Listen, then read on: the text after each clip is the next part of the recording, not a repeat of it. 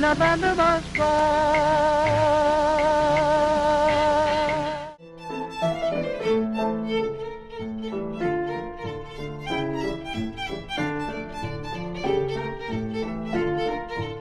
We all have seen a cartoon at some point or another, and a lot of us have fond memories of our favorite Saturday morning cartoon, but not all animated series go on to become pleasant classics. Some older cartoons have some exceptionally terrifying elements, whether on purpose or just by accident. From a creature that is supposed to be a monkey but actually looks like something straight out of a horror movie, to a film made purely with dead bugs, all the way to a ball held at the devil's house. On today's top 10 list, I'll be covering 10 dark old cartoons that are guaranteed to give you nightmares. Starting off this list in our number 10 spot, we have The Peanut Vendor. The Peanut Vendor was made in 1933 and is a really short animated film and just shows a monkey who is singing a song. This sounds cute, but I assure you, it is the stuff of nightmares. The monkey is selling peanuts and his song is about how he is only there for a limited time, so everyone should come and buy some before they go to sleep. This all seems reasonable except for the fact that this animated monkey character does not look like a monkey at all and instead looks absolutely horrifying. If you put this guy next to Jason Voorhees, I feel like I would still be more scared of whatever the heck this monkey thing is. I feel like I do not want to buy his peanuts, but I'm afraid that if I don't, he's going to come and find me. I truly didn't know that a 2-minute animated video could be this creepy, but they certainly delivered. In our number 9 spot today, we have The Kitchen Casanova. The Kitchen Casanova was made in 1996 and was a part of Cartoon Network's What a Cartoon series. Basically, it is about a guy who is trying to prepare dinner for his date, but he is exceptionally nervous, and of course, Murphy's Law would have it that everything is going wrong.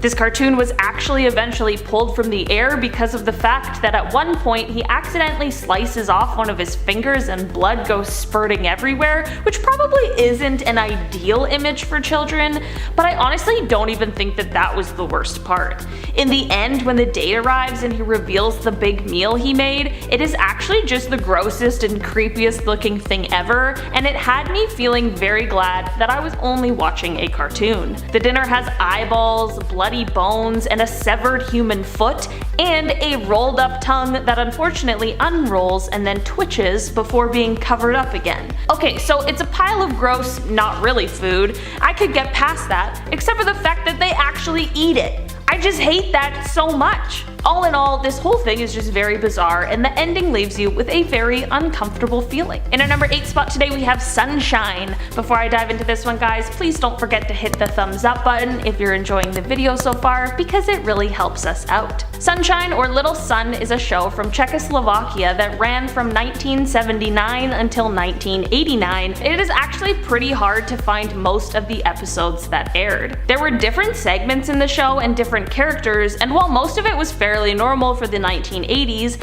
there's one character in the show that is well known for just being extremely creepy. I know this guy isn't a cartoon and he's actually a puppet, but I just had to include him on this list. The character's name is Radifak Plachta, which translates to something like Big Nose Blanket.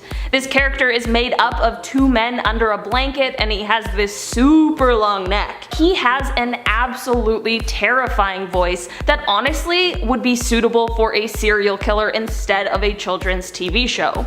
The TV station that ran this show has been called avant-garde for not being afraid to show a puppet that isn't pretty, but I don't think not pretty is the best way to put it. I think downright terrifying is a far more accurate description of this guy. In our number 7 spot today, we have Magic Mummy.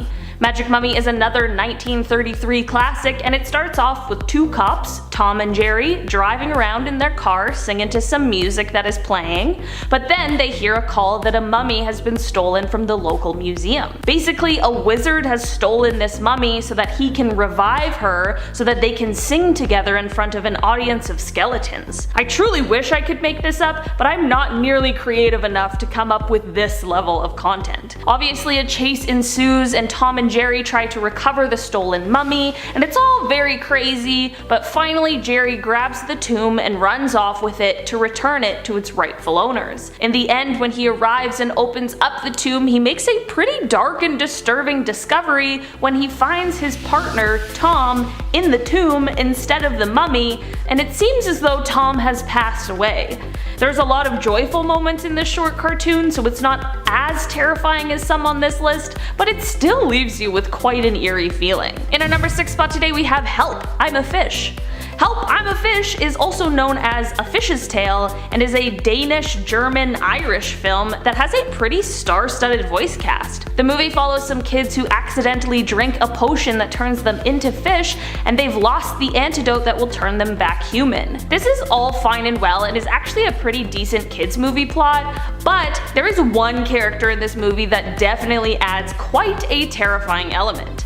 The villain of the movie is a fish named Joe, and Joe is voiced by the incomparable Alan Rickman, who we know knows how to play a villain. Joe ends up coming across the human antidote, but since he was only a fish before, the antidote doesn't turn him fully human and instead just gives him human-like characteristics. This transformation causes him to be this horrible fish-human hybrid creature that looks like his skin is tearing apart, and it just isn't what I'm looking for in a movie that's supposed to be a nice time. I apologize for this spoiler, but Joe meets a fatal end considering he drank this human potion underwater, and I guess when he becomes this hybrid creature thing, he could no longer breathe underwater, so that's also just a dark addition for this already creepy character. In our number 5 spot today we have Fox and Rabbit. Fox and Rabbit comes from 1935 and is mostly actually pretty pleasant, but there's one scene that is extremely dark. This short is about a child rabbit who gets sent to school by his mother. On his way to school, he walks past a carrot patch, which he doesn't know is actually a trap that has been set by a wolf. He remembers his mother told him not to be late for school, so he leaves the carrot patch, but he cannot stop thinking about it for the rest of the day. While at school, he decides to pretend to be sick and gets kicked out of school, so he returns to the patch where the wolf is of course waiting for him. I feel like this is a fairly normal children's movie plot, but the ending is what really got me. Of course, the mother ends up coming to save the day and rescue her child, and she scares the wolf off. The child sits in the mother's lap as they both watch the wolf run off scared. Both rabbits have these terrifying laughs and red eyes that scare the heck out of me, but then the mother rabbit's face quickly turns from laughter to anger as she turns the small rabbit over and begins spanking his bottom. The whole ending just leaves you feeling super uncomfortable, and it is honestly just very weird. In our number 4 spot today we have Bimbo's Initiation. Bimbo's Initiation is a short that comes from 1931, and it actually features an early version of Betty Boop, who has a dog's ears and nose. Basically, Bimbo is walking down the street one day when he gets pulled down below the streets by some underground secret society. Okay, cool, off to a good start with Bimbo getting kidnapped. The leader continually asks Bimbo if he wants to join the group, to which Bimbo answers no, as any sane person would, and then Bimbo is forced to go through these really dangerous events. He keeps refusing and then being put into these situations until he ultimately agrees to join this creepy cult. I feel like this one is horrifying for some pretty obvious reasons, not to mention just the vibe of this underworld society. And just remember that this was made in 1931, so it's not unlikely that some pretty shady things were going on behind the scenes on this one. All in all, this short does have a happy ending, I guess, but it is certainly mixed in with some questionable behavior. In our number 3 spot today we have The Cameraman's Revenge. The Cameraman's Revenge comes all the way from 1912 and is unlike anything I have ever seen before, which after watching it I feel incredibly grateful for. Basically, it's a bunch of bugs, and I just want to start off by making it clear that these are real dead bugs that are being used as puppets. That little tidbit is enough to make me say no thank you, but if that's not enough to defer you, surely this strange plot will. Basically, Mr. Beetle is out on the town and looking for some companionship when he sees a beautiful beautiful lady dragonfly who he starts to flirt with. Unbeknownst to Mr. Beetle, the dragonfly's ex-boyfriend, a grasshopper who is a cameraman, sees this whole thing going down and is jealous. Well, as it turns out, Mr. Beetle has a Mrs. Beetle who hears about this infidelity from the grasshopper, but as it turns out, she is also having her own kind of adulterous experience. You really have to see this one to believe it, and the stop motion of the dead bugs just makes this whole thing something that I will never forget, but man, I wish I could. In our number 2 spot today we have CatDog. CatDog is actually a cartoon I can remember watching when I was a kid, and I remember it scaring the heck out of me. CatDog is a half cat, half dog creature that gets itself into situations and has quite the time figuring everything out, considering the cat half and the dog half can't seem to get along. This is a weird premise, but it's not the strangest part of the show. There is an episode when Cat wants to brush Dog's teeth, and he crawls into his own mouth and travels through its own body to get to the dog side, where it then comes out of Dog's mouth. So now Cat is hanging out of Dog's mouth inside out with veins and muscles and everything we never wanted to see exposed. I know this was all probably just meant to be like a silly little thing, but it's actually so scary and just a lot for a child to even begin to try and comprehend. Maybe I'm just looking into it a little bit too much as an adult, but overall this show just has a very weird vibe. In our number 1 spot today we have The Devil's Ball, or The Mascot. This stop motion animated short comes from 1933 and is honestly quite a ride and a mix between fascinating and terrifying. Basically it starts off fairly normal and fine with a stuffed dog named Duffy coming to life and then heading out on an adventure for an orange, but this isn't what we are here to talk about today. Once midnight strikes, the devil comes out of a liquor bottle, and this is when things start to get crazy. So basically now the devil is holding some kind of soiree, and things such as different creatures, vegetables, old garbage, it all begins coming to life and displaying human characteristics, and these are the guests of the ball. Over the course of the ball we see some pretty spooky things, like when the devil tries to convince one of his guests to stab someone. Duffy is kind of the saving grace of this whole thing because Duffy is actually cute and basically the only creature in this whole thing that isn't downright terrifying. All in all, the whole thing was originally 40 minutes, but it is tough to find that version, and most you will find now are a 25-minute cut. It is certainly worth a watch, but I wouldn't necessarily show this to any children unless you want them to be scarred for life. Starting off this list in our number 10 spot we have The Mysterious Stranger. The Adventures of Mark Twain is a stop-motion claymation film that was made based around a few different Mark Twain works, but the one that I want to specifically talk about today is the part of The Mysterious Stranger. This movie was released in 1986 and it is seriously dark. It is basically just a social commentary that addresses Twain's views of organized religion, the moral sense, and basically just how the human race is damned. There is also a character of Satan that is truly one of the creepiest depictions I have ever seen. Claymation is obviously an incredible animation style, but there is something extremely eerie about it as well. So the creepy claymation coupled with the underlying tone of this cartoon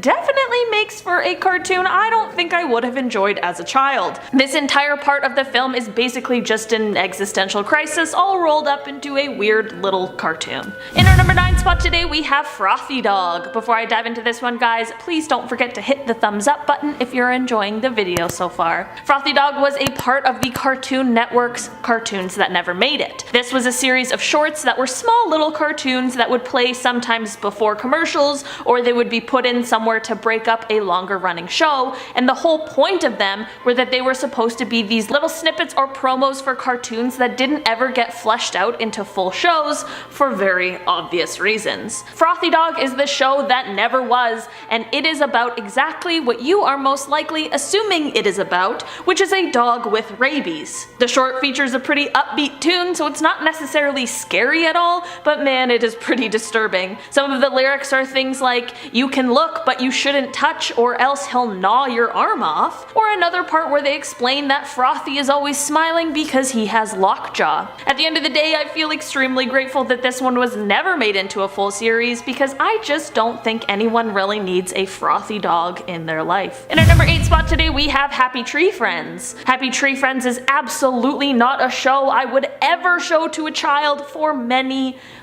reasons. The show is an adult cartoon that is disguised like a kids show. If you just saw the characters, you would have no idea what dark things really happen because all of the characters are cute little forest animals and the animation is very bright and colorful. But the show is actually pretty horrifying. Each episode shows these cute little forest animals getting into extremely violent and graphic situations. Sometimes it is through accidents and sometimes it is absolutely deliberate, and the violence ranges from smaller injuries and pain to some pretty full-blown gruesome activity. Most of the characters who die in the show do find themselves reincarnated for the next episodes though, so I guess that's a plus? In our number 7 spot today, we have Invader Zim. Invader Zim was a cartoon about an alien named Zim who is from the planet Urk. Zim has a plan to conquer Earth and enslave humans. The show in its entirety is a dark comedy, but it's not overly terrifying, but there is one specific segment from an episode that I want to talk about today. The segment is titled Dark Harvest, and it is the second segment from the 4th episode of the very first season. In this episode, Zim, who is pretending to be a child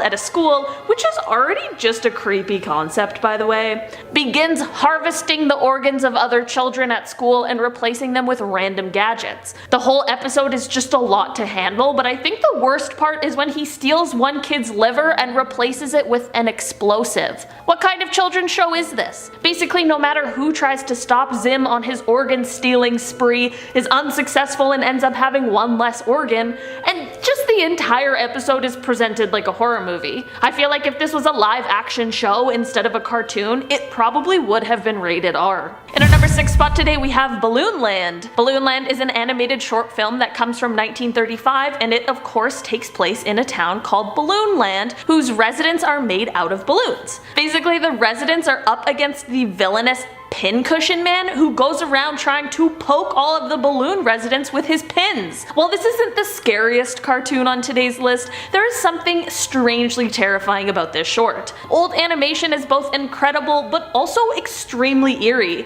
Around the middle of the film, there is a song that the Pincushion Man walks around singing, and it is so creepy. Between the great voice acting, to the strange way that he moves, and even to the lyrics of the song, I definitely feel like I want to stay away from the Pincushion Man. While I didn't watch this cartoon short as a kid, I feel like if I did, he might have been one of those creepy characters that just sticks with you. In our number 5 spot today, we have Swing You Sinners. Swing You Sinners comes to us from 1930, and it was a part of the Talk Cartoons series. This cartoon is very well known for its dark and surreal and pretty abstract content. This cartoon follows Bimbo as he is out trying to steal chickens. As he's attempting to steal one, he gets caught by the police. Bimbo tries to get away and ends up finding himself locked inside of a cemetery after the door grows a mouth and swallows the lock and key, and this is when things really go awry. He very quickly finds out that the cemetery is haunted, not just by ghosts, but also by monsters. These scary creatures then begin to tell him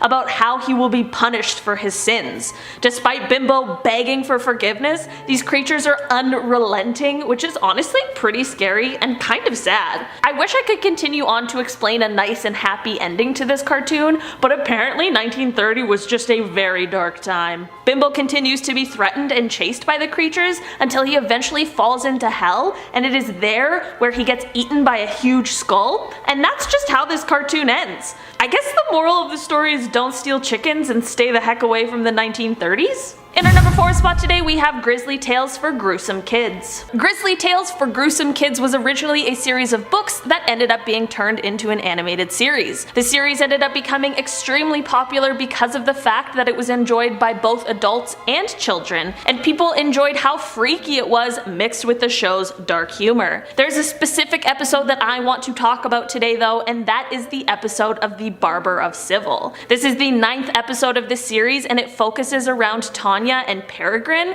who are the rudest children ever. Both of these children end up getting in trouble at school one day and they get sent to the headmaster's office. In the office, they end up being so cheeky that they make the headmaster faint. The following day, there is a new barber in town who is offering free haircuts for all the children. I'm sure this is a great business technique, but it's also pretty creepy if we're being honest. This new barber sees how terrible these two specific children are being, and he invites them for their free haircuts. When the pair gets to the shop, they see a big glass jar that looks like it's full of slugs. Peregrine pretends to eat one of these slugs, but the barber walks in and surprises him, which causes him to accidentally swallow the slug. At the same time, the glass jar falls and smashes, and that is when we hear a bunch of cheeky whispers. This is when it is revealed that the barber is not actually a barber at all, but he teaches rude children how to behave better, and that jar of slugs was actually the tongues of foul-mouthed children. The next day, Tanya and Peregrine return to school as completely different children,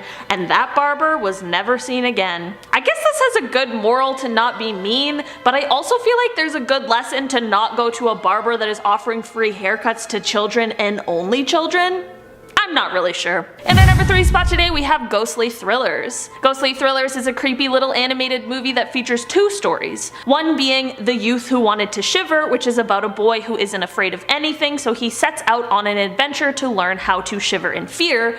But it's the other part of the film called Ghost in the Shed that I really want to talk about today. Ghost in the Shed starts off with a traveling salesman who unfortunately knocks on the wrong door one day. He knocks on a farmer's door just before dusk and asks if he can spend the night. The farmer and his sons are more than happy to have him stay because they just actually end up killing and robbing him before the sun comes up the next day. After this, they buried his body under the shed in the backyard and no one ever suspected a thing. Flash forward quite a few years and the area has now become more populated and a new family lives in this house now. This new family obviously doesn't know about the body buried in the back, and they're actually good people and not killers. The salesman's spirit of course has been lingering around and he won't move on to the other side until he gets someone to find his body so that people can know what happened to him. Basically, the rest of the film is just the salesman haunting this family until they finally dig up the backyard and find his skeleton, and honestly this whole concept is just not something I would have assumed would be for children. I feel like there are real adult horror movies with the same plot, so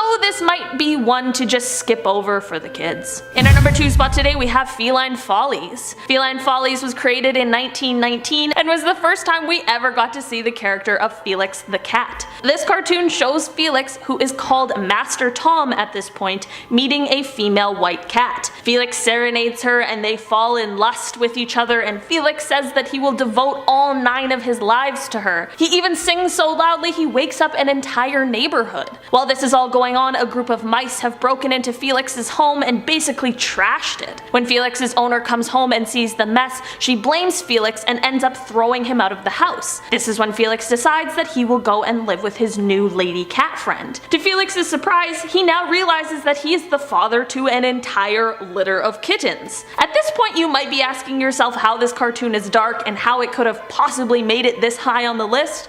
Well, it is how this one ends that really gets you. Felix obviously wasn't ready for the consequence of his actions because once he sees all of these little kitten children, his reaction is to run away. He runs towards the local gas house where he lays down and sticks a hose in his mouth and turns it on. So basically he just ends up taking his own life by intentionally inhaling coal gas. Definitely not how I thought this one was going to turn out, and what a questionable storyline for a children's cartoon overall. In our number 1 spot today, you guys wanted to see this one, we have Courage the Cowardly Dog. I feel like this one is the most widely feared children's cartoon. Courage the Cowardly Dog is an absolutely iconic cartoon that I can vividly remember absolutely terrifying me as a child. The show is basically just about Courage, who is a dog with human-like characteristics, and his elderly owners. The 3 all live in the middle of nowhere, and each episode they are thrown into different, insane, bizarre, and usually disturbing situations that they have to get out of. The show is known for its extremely eerie and creepy atmosphere and just the entire energy that the show gives off. Contrary to the name, Courage is a dog who is very easily frightened. He was abandoned when he was a puppy after his parents were sent into outer space, and this is when the very friendly Muriel found him and took him in. Muriel is married to the grumpy, mean, and greedy Eustace, who is often quite rude to Courage. Despite being terrified, Courage always finds a way to face his fears in order to protect his owners, and I think that is something that we can all appreciate. All in all, Courage the Cowardly Dog is a fantastic cartoon, but it is most definitely also extremely surreal and pretty unbelievable at times. Starting off at number 10 now, we have suicidemouse.avi. This is the file name of a supposed unseen episode of Mickey Mouse. Originally, people just thought it was a loop of Mickey walking past 6 buildings before the clip faded to black. He wasn't dancing or smiling, just walking, but other than that, it didn't seem too creepy. Everyone thought there was nothing after that, but when the clip was digitized, people noticed that it was a lot longer than they thought. After a long period of darkness, the clip actually returns to Mickey walking. There was now a gurgle cry in the background that got louder. Then the picture changed. We see the sidewalk go in impossible directions. Mickey's face curls into a smirk. His face then began to fall apart. His eyes rolled to the bottom of his chin like marbles in a fishbowl, and his smile crept up the left side of his face. The screaming noise continued until the 8-minute mark, and then suddenly stopped as it cut to the classic Mickey Mouse fade at the end of every episode, with what sounded like a broken music box playing in the background. The Disney employees who first watched this actually left the room and asked the security guard to watch to the end for them. Legend says they never know what happened at the end because the security guard killed himself soon after, right after repeating the phrase "real suffering is not known" 7 times. They say the file can still be found in the dark corners of the internet under the title suicidemouse.avi. Moving on to number 9 now, we have Squidward's Suicide. Even if you've never watched an episode of SpongeBob SquarePants before, you probably recognize Squidward as a character from the show.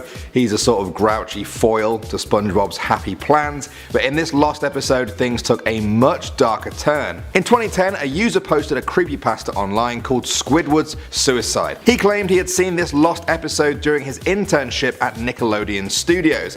At first they assumed it was just an office prank, but realized they were wrong as soon as they played it. The scene showed Squidward sitting alone on a bed while disturbing music got louder in the background. The scene is spliced with quick flashes of dead children and gore. When it cuts back to Squidward, his face is black with red eyes. Eventually, a strange detached voice tells Squidward to shoot himself with a shotgun. He does just that. He dies and the video ends. Apparently the police investigated all of this, but they couldn't find the culprit who made it, and the video has never surfaced online since. Probably just a creepypasta, but a really good one I think. Next up at number 8 now, we have Man's Best Friend. That's the name of this lost episode of Ren and Stimpy that first aired in 2003. It involved some aspects that the FCC did not agree was suitable for a younger audience. Ren and Stimpy are trained to be better pets. Stimpy is given a cigar-shaped dog treat as a reward. Their owner tells them to not go near the couch, but then says they should so that they can be punished. Ren sort of freaks out and starts sobbing. Stimpy gets yelled at for going on the couch. Their final lesson involves their owner teaching them to protect him. He tells them to attack him with a wooden paddle. Stimpy refuses, but Ren, who's sick of this treatment that day, beats his owner within an inch of his life. The episode was banned and the director lost his job over it. Moving on to number 7 now, we have Dead Bart. According to internet legend, there was a lost episode of The Simpsons from the show's first season. It was entirely written by the show's creator, Matt Groening, who decided to keep it a secret from the rest of his team. Now they say that Matt has the ability to predict the deaths of every guest star who has ever appeared on The Simpsons. He decided to put all of this power on display in this one episode. The episode itself was pretty horrific anyway. It involved Bart dying in a plane accident. The whole family mourned his death for a year, wasting away until they became skeletons themselves. When they visited his grave, every other gravestone belonged to celebrity guests who had appeared on the show before, complete with their name, birth date and death date. And legend says it was very accurate with the people that had already died. Now on top of that, some gravestones even featured people who hadn't been on the show yet. Yeah, that's sort of went up a level at the end there. Coming at number 6 now, we have Ed, Edd and Eddy. This is the story of an episode of Ed, Edd and Eddy that accidentally aired on Cartoon Network at 5 AM one morning. Legend says that the animation was choppy, the sound was constricted and muffled, a strange VHS line skittered across the screen. The scenery was described as overwhelmingly dark and depressing without changing props and other background objects looking stormy. The characters seemed agitated and angry, they had tears in their eyes. At one point the animation switched to claymation. The quality of the episode deteriorated from that point on, becoming almost unwatchable. The episode ended with Johnny swallowing Naz's head as she kicked and struggled. He held her like this until she went limp. A zoom in on his face revealed he had extremely small and very realistic looking human eyes. The camera then shows Eddie's house and only Eddie's house for the remaining 3 minutes, and then it cuts to black. Next up at number 5 now we have Candle Cove. This is a famous creepypasta that was shared in the format of an email conversation on a forum. It starts with one user asking if anyone remembers a kids show called Candle Cove that was on TV in the early 70s. Other users start saying they remember it too, and together they piece together the memories to figure out what the show was all about. Candle Cove revolved around a little girl who imagined herself to be friends with pirates. Their ship was called the Laughingstock, and there was another character called Pirate Percy that got scared a lot. Then the memories got creepier. They remembered the ship was a wooden smiling face with the lower jaw submerged. It looked like it was swallowing the sea. Then there was the villain's sidekick, Horace Horrible. His face was just a handlebar moustache above tall narrow teeth. The real villain though was simply called the Skin Taker, a dirty skeleton wearing a brown top hat and cape, his glass eyes too big for his skull. His mouth never opened or closed, his jaw just slid back and forth. When the girl asked him why this was, the Skin Taker told her it was to grind her skin. Then they remembered one episode where the show faded in from black, the camera cut between the characters' faces, and they were just screaming and screaming. The girl was crying, looking like she'd been through hours of this. The story ended with one of the users saying they had just visited their mum at a nursing home. Now she said she was surprised that they remembered the show because when they were little they used to tell her they were going to watch Candle Cove and then they would just tune in to TV static and watch dead air for 30 minutes. Next up at number 4 now we have Akuruyo Bubbles. That's the name of this Lost Powerpuff Girl episode. For those of you that have never seen the show, it's about 3 manufactured superheroes created by Professor Utonium. The story I read about this episode is truly horrific. It involves a twisted experiment which created a terrifying, murderous version of Bubbles. She attacks the screen and ends up dying in the end of the episode, with people staring at her lifeless, mangled body, but she's then brought back to life, only to stare into the camera with angry red eyes. She breathes heavily, the sound gets louder, and then the episode ends in darkness. I've summarized all of that there. The full story is honestly a lot more graphic, detailed, and kinda confusing. The actual episode hasn't even surfaced. Moving on to number 3 now, we have Tom's Basement. This is said to be the name of a lost Tom and Jerry episode from many years ago. Something seemed different right away in this episode. Tom's owner was being physically abusive to Tom, stamping on his tail and telling him to never go down to the basement. Tom and Jerry end up scrapping in their normal way for a while, with Tom getting pretty beaten up. Jerry pushes Tom to the basement door, and when his owner sees him there, he goes ballistic. He screams at Tom in a rage. Jerry appears to take pity on Tom and ends up stabbing the owner repeatedly in his leg. Tom opens the basement door and they carry the owner's body down the stairs. They find dozens of other human bodies there, all showing signs of violent deaths. They shake hands, seemingly pleased that they'd stopped this serial killer, but then an evil look covers Jerry's face. He stabs Tom and throws his body onto the pile. The final scene shows Jerry putting up a for sale sign outside the house and laughing manically. Next up at number 2 now we have Doug's Real Life. Doug was one of the original Nicktoons on Nickelodeon. A few years ago someone shared a story online of them discovering a strange episode of the show that aired in 2005. It started with a normal intro of line drawings, but the characters never appeared. The lines continued as normal, reacting as if the normal characters were there. Doug wasn't narrating his writing like normal though. He just wrote in silence for about a minute before the screen faded out. out. It came back with large letters that said Doug's Real Life. The episode started with Doug eating breakfast while the screen flashed strangely. It starts again when Doug gets to school. The hallways were full of kids we'd never seen before. It cuts and we see Doug returning home and greeting his dog Pork Chop. Another flash and Pork Chop turned into a hunk of rotting meat. Doug's house looks decrepit too. He walks into the house and talks to invisible people. Another flash and Doug was with his family eating dinner. His mum answers the phone. He thought it was the teacher telling her about him flunking the test that day. He imagined them yelling at him, their faces becoming gigantic and then twisted and red.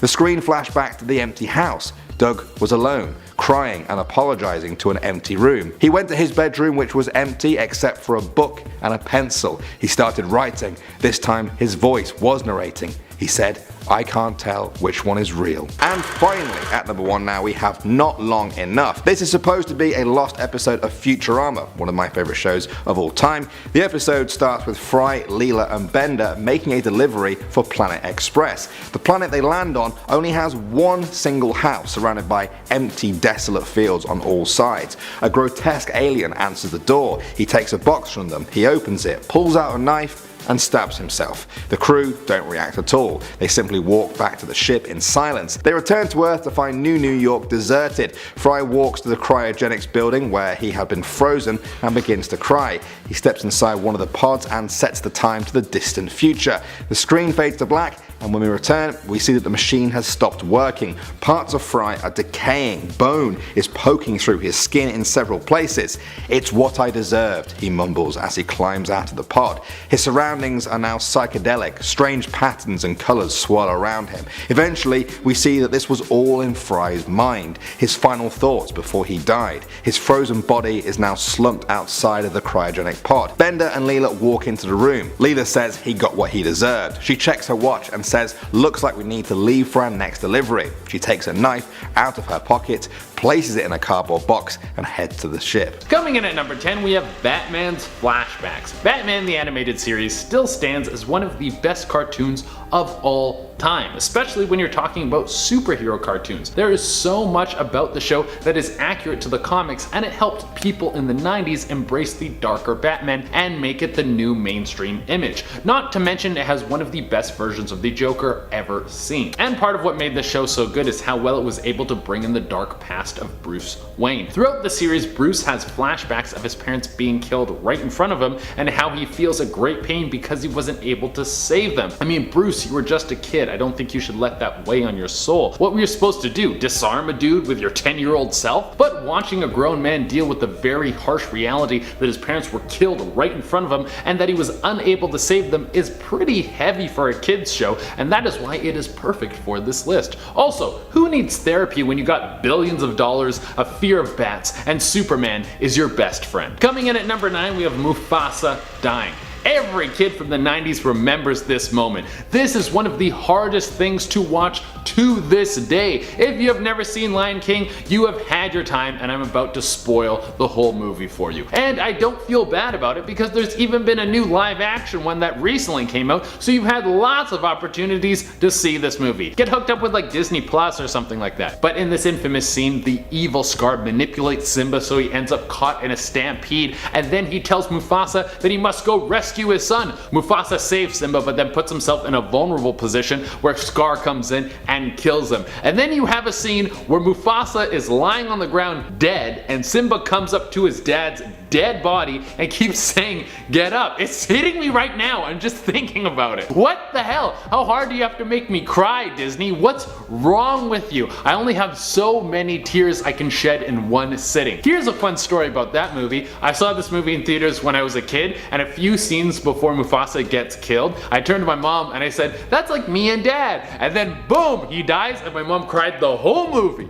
Who knew you could emotionally scar your parents? Coming in at number 8, we have Dexter Can See. Dexter's Laboratory is one of the best cartoons of all time, and it might have the best intro of any cartoon ever. That song is amazing. Every episode has Dexter using his big brain to whip up something to solve his problems, but of course he always makes things worse. And in one episode where Dexter wants to get rid of his glasses, he builds a machine to give him the best laser eye surgery possible. Now, Dexter can see every last detail of the world around him, but the thing is, he can see too good. His vision is so perfect that the people around him look disgusting and deformed, and he can't even bear to look at his own family. Coming in at number 7, we have Teenage Mutant Ninja Creeps. In the classic TMNT cartoon, there was the tomboyish news reporter April O'Neil. Well, one episode she is invited to a fancy party at an embassy, and she decides that she's gonna get all spruced up for the event. So she does her hair and she gets a dress, and then she shows off her look to the turtles. Then all of a sudden the turtles start to get interested in her in a way that's a little more serious than friendship. In fun Saturday morning cartoon style, this is just a crush episode, but when we break down the cross-species sexual interest, it becomes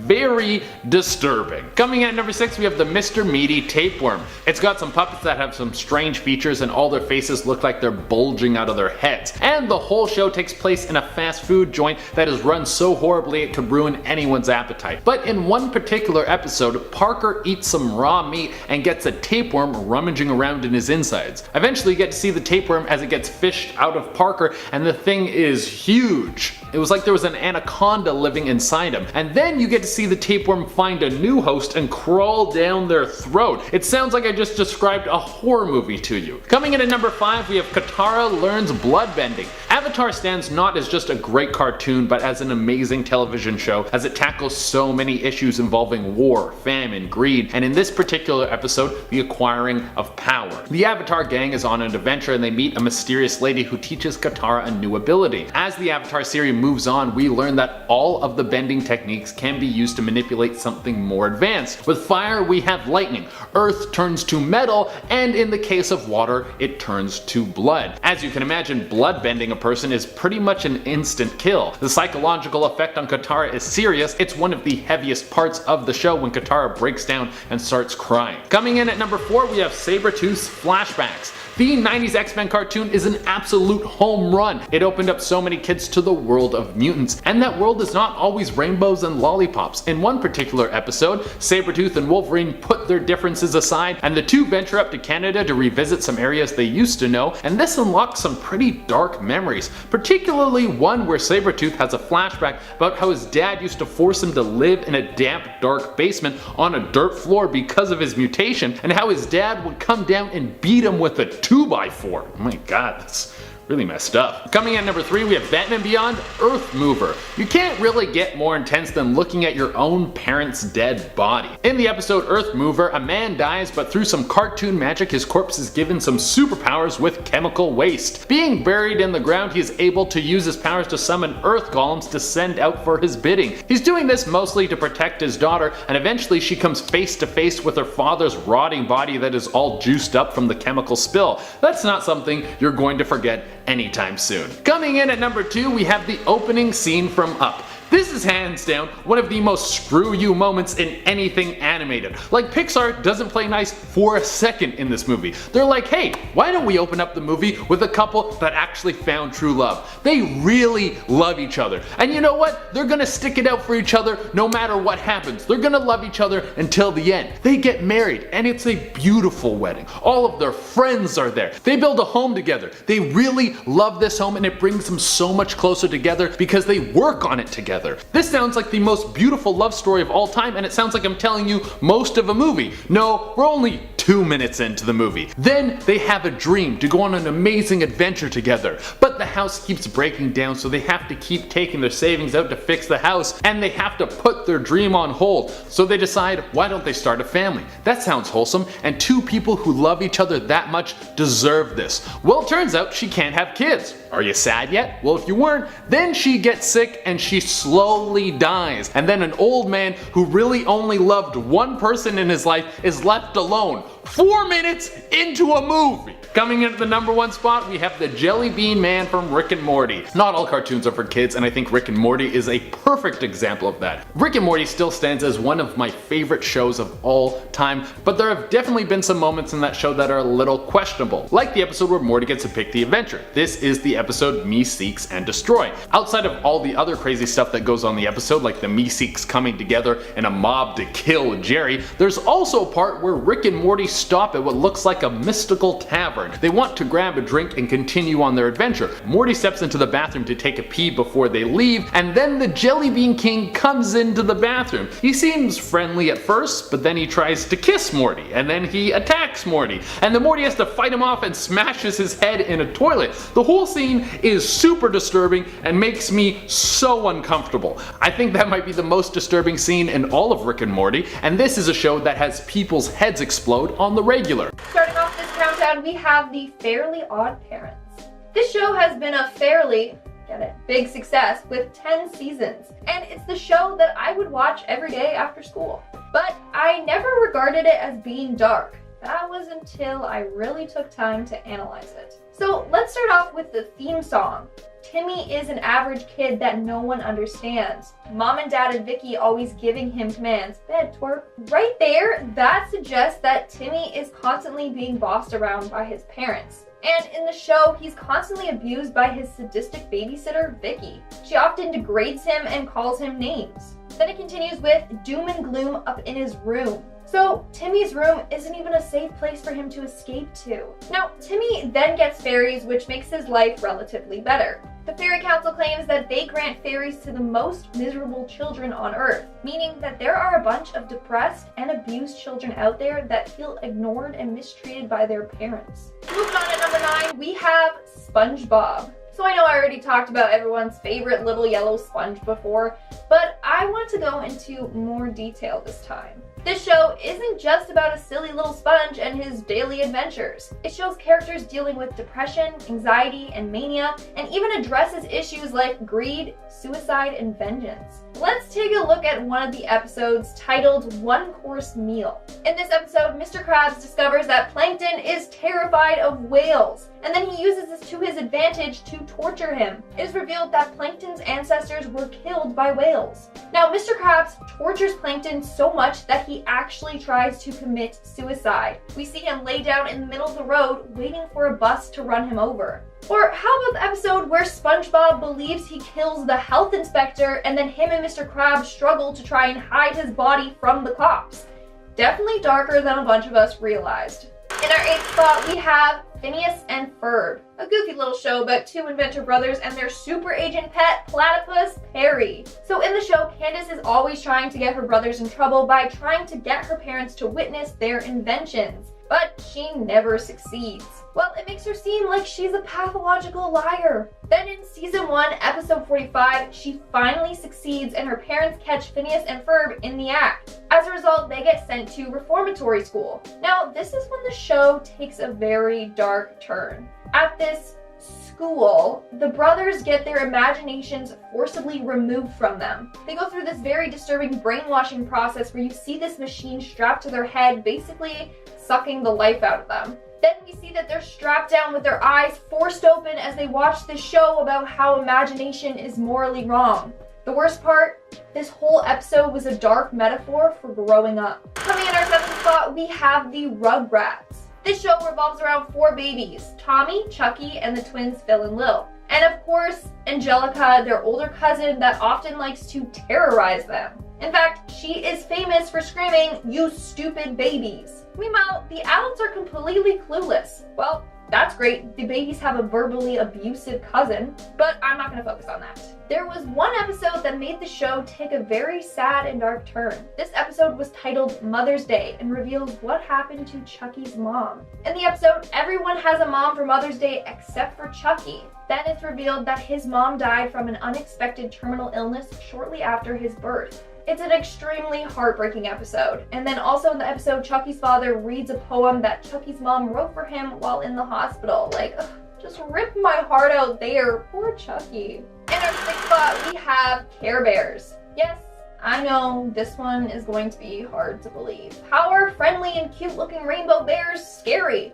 Well, I'll tell you how. So the show has something called a caring meter. Basically, this meter tells when kids are unhappy or misbehaving, meaning that they are constantly monitoring everything that every single kid does.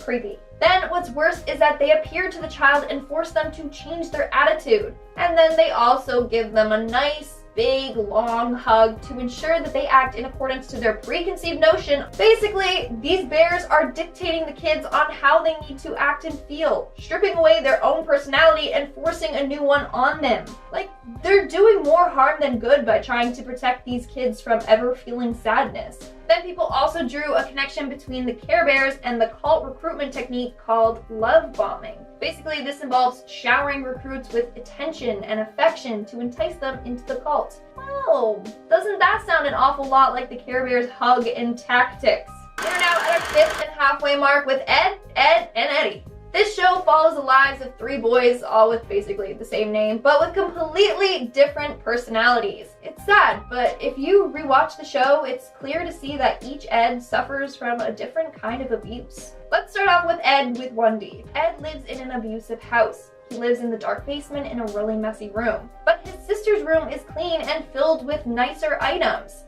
showing parental favoritism. Ed also has bad personal hygiene. It's as if his parents don't care for his own health or hygiene. Then in one episode, you can hear someone screaming in the background.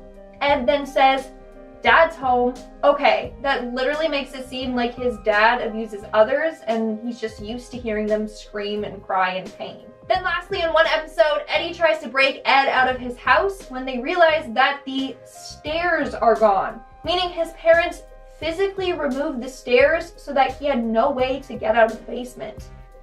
That's dark. Now, let's move on to Double D Ed. His abuse is more in the form of neglect. His parents are hardly ever home, so they communicate to him through sticky notes. But the notes are often outrageous, like, "Please wash the phone." Not a typical chore, at least not in my household. It makes it seem like his mom may be struggling with personal issues. Then it also seems like Ed is given a bunch of chores to do as if he's a servant and not their son. And lastly, we have Eddie. In the series finale, we saw Eddie being physically and verbally abused by his older brother. So the characters do suffer from a much darker life than we thought. In our 4th spot, we have Braceface. Does anyone else remember the show? If not, Braceface is a Canadian cartoon that surrounds the 14-year-old girl Sharon Spitz and her struggles of growing up. Sharon was actually voiced by Alicia Silverstone for the first 2 seasons. Now, Braceface has dealt with much more serious issues on the show, such as peer pressure, body image issues, and even underage drinking. So let's take a look at that last one. In season 1, episode 13, Sharon and her friend Maria go to Miami to visit Sharon's dad. During this trip, Sharon and Maria are invited to go to a party by a friend of her dad's band. At the party, this guy offers both the minors a rum and coke. That's right, they mention that in a kids show. After insisting that they drink, Sharon gives into the pressure and has some. Then you see Sharon continue drinking and has 5 more. With the alcohol in her system, she starts to dance and actually shakes her tushy for all the guys to see. Then she ends up back at the hotel where she vomits. And her dad gives her this big long lecture about underage drinking. I mean, I personally haven't seen a kid or tween show tackle dark issues like that. Moving on to number 3, we have Sesame Street. Yes, I know I've done videos on Sesame Street before, but those are all just made up theories. Now it's time to look at actual facts from episodes. So Sesame Street over the years has tackled serious issues like death, disease, divorce, and gender inequality. Recently, they have introduced a new character named Carly, whose mother is a drug addict. As a result, she lives in foster care. Carly is supposed to highlight the serious impact that a drug addiction can have on a family and a young child. Sesame Street also claims that it's a way to help break the stigma and to help show kids that they're not alone. Then we also have the character named Alex, whose father is in jail. And we have Lily, a 7-year-old Muppet whose family suffers from food insecurity and homelessness. Sesame Street is just filled with hard-hitting issues. In our 2nd spot, we have The Sweet Life of Zack and Cody. A classic show that is very well written and actually hilarious, and I still enjoy watching it to this day. So there are 2 main episodes that I want to discuss. The first one being the episode titled Health and Fitness, which was season 2, episode 34. In this episode, London and Maddie go to extreme measures to make sure their bodies look perfect for a fashion show. London is shown trying to lose an extreme amount of weight, whereas Maddie thinks that she needs to gain weight. This episode tackles the eating disorders anorexia and bulimia. But as a kid, it went right over our heads. London ends up starving herself to the point where she's super dizzy, and Maddie has digestive issues after binge eating all day. Now, the next episode I want to talk about is titled Poor Little Rich Girl, and it's from season 1, episode 13.